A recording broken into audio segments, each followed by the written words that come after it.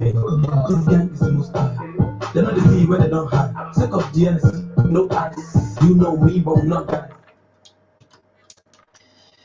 Hello, everyone, and welcome to the show in and about exclusive to Click Niger online radio. We explore happenings in Abuja and environs, eyewitness reports, news stories, and even gossip. What's going on in your area? Please feel free to just me ask. You can send your message or reports from your location. Today, we'll be looking at reports on traveling bans on certain countries, new recorded COVID-19 cases in Nigeria, an update on the reducing passing strike, and the call for protection for our democracy by the Speaker of the House of Representatives. My name is Nasir Yunusa. Follow us on our social media handles. For Facebook and Instagram is Click Niger. For Twitter, it's at Click Niger One. You can also listen to us via www.clickniger.net. Please subscribe to our YouTube channels now. Keep your comments coming through our live video here on Facebook. Now, straight to business. Now, straight to this. Our first stories here is Nigeria announced on Sunday that it has banned passengers from Brazil, India, and Turkey as the country battles third wave of coronavirus effect, with effects from 4th May 4th. People who have visited the country within 14 days preceding their traveling to Nigeria also not allowed entry. And the Nigerian authorities airlines that fail to comply with measures will pay $3,500 penalty for each defaulting passengers, with non-Nigerians to be denied entry and returned to the country of the origin at the cost of airline. Now, the regulation, however, does not apply to passengers who transited through these countries. Consequently, authorities are also advise Nigerians to avoid non-essential international travels to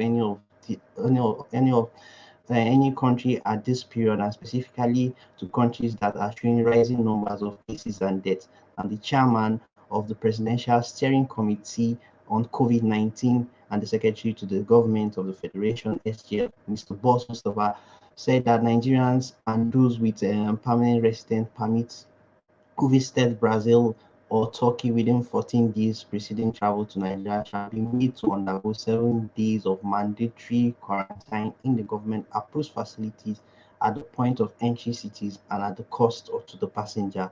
He said in the effort to continue to safeguard the health of Nigerian population as well as to minimize the risk of a surge in the numbers of COVID-19 cases in Nigeria, the Presidential Steering Committee carried out a risk assessment of countries with high incidence of cases.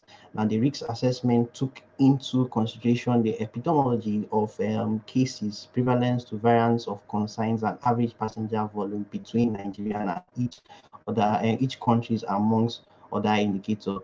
Now, of those countries assessed, their interim travel advisory appeals to 3 countries in first instance. And these precautionary measures are necessary to step into maximizing the risk of a surge of COVID-19 cases introduced to Nigeria from other countries while national response activities continues.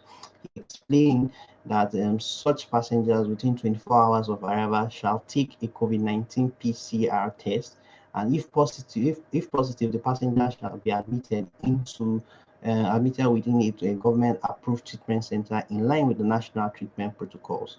If negative, the passenger shall continue to remain in quarantine and made to undergo a repeat PCR test on the 7th of their quarantine.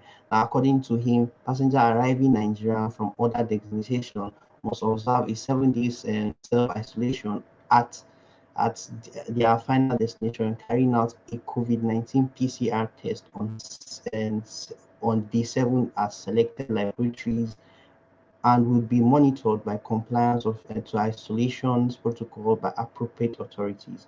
Now, the SGF observed that the PC, after due consideration, has therefore approved the implementation of the measures and has reduced the validity period of pre-boarding COVID-19 PCR tests for all Nigerians born passengers from 96 hours to 72 hours, adding that henceforth the PCR test results older than 72 hours before departure shall not be accepted. Yes, so our first story is saying that anybody coming from India, Turkey, and Brazil travels are banned from those countries, and if you come from those countries, you've been quarantined for 14 days, and the cost is on the passenger.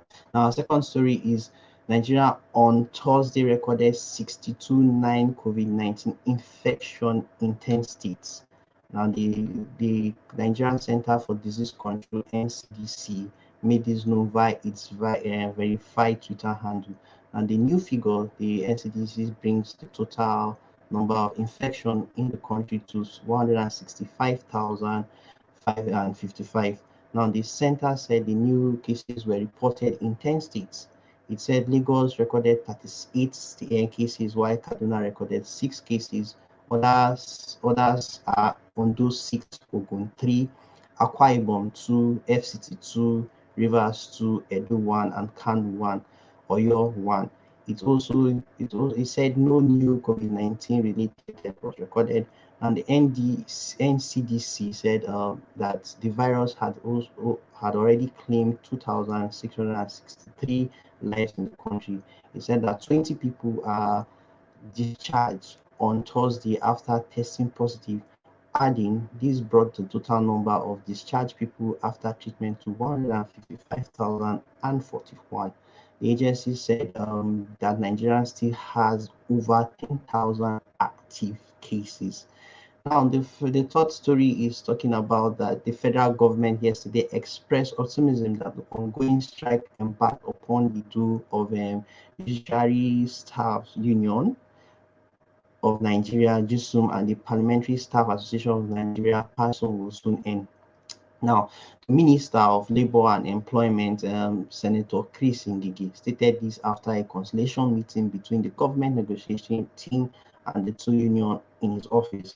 Ngige said the government has made offers to two unions for them to consult with their various national executive committee, NEC, and revert back. According to him, a lot of work went into the proposal given by the government side to the two unions, which substantially address their demands for judicial and legislative autonomy in the 36 states of the country. He explained the proposal was produced by the committee of the government side comprising the Solicitor General of the Federation and the Permanent Secretary, Federal Ministry of Justice, Dayo Akpata Sam, the Secretary to the Presidential Committee for the Implementation of Judicial and Legislative Autonomy, Senator Ethan Eneng, representative of the National Judicial Council, NJC, and the Director General of the Nigerian Government Forum, NGF. He explained that questions were asked and answered, while crucial observations were made and explained, working on the proposal given by the government side. Ngige said the meeting has been adjourned with a view to enable JUSUM and PASUM take back the government proposal to their members in the National Executive Committee. He said we expect them to work on the document from tomorrow, and if they are satisfied, they should inform us.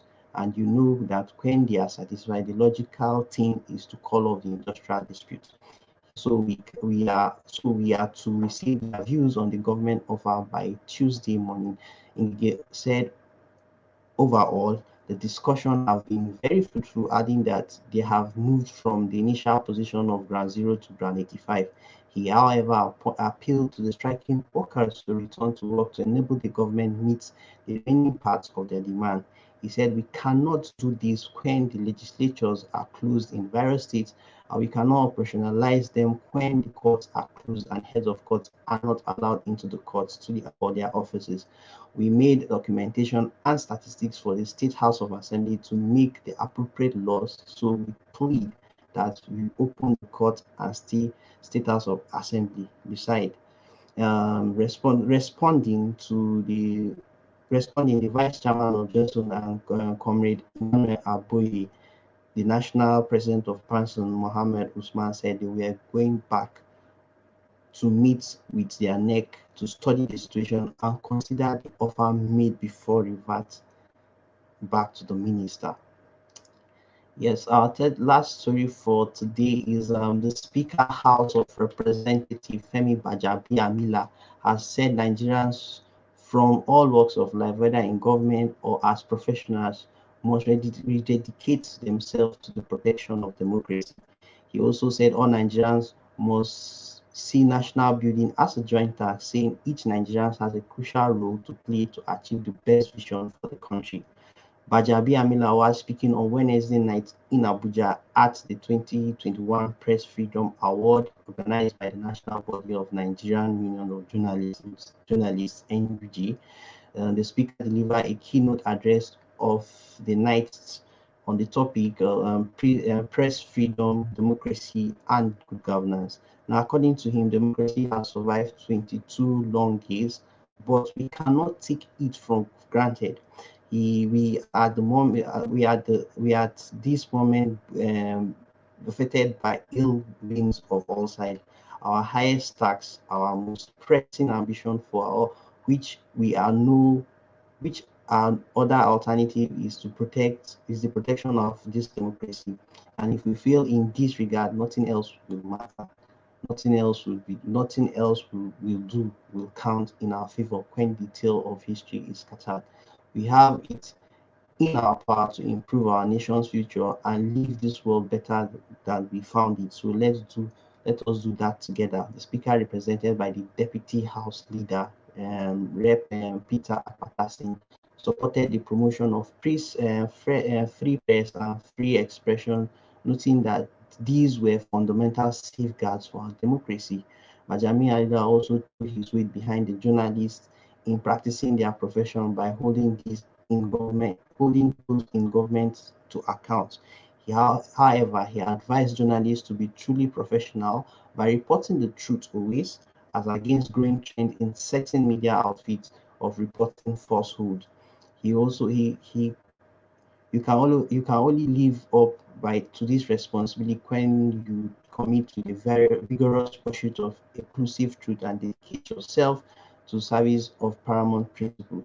He expressed dismay that a number of those who practice journalism in our country have failed and are failing to live up to the responsibility imposed by the power that they hold. Far from giving voice to the aspiration of our nation or holding the powerful properly to account, much of journalism in Nigeria has become an endless pursuit of clickbait through the careless writing of falsehood and malicious publication of half-truths. Gbajabiamila urged journalists and all Nigerians alike to rededicate themselves to the ideals of democracy, calling for better safeguards for practice of journalism in the country. Yes, that's the show for today. Thanks to everyone who viewed us here on Facebook, in and about. We'll be back next week with another episode on Click Nigeria Radio. If you missed any of our show, you can watch everything on our YouTube channel. My name is Nasir Yunusa. Stay safe and bye.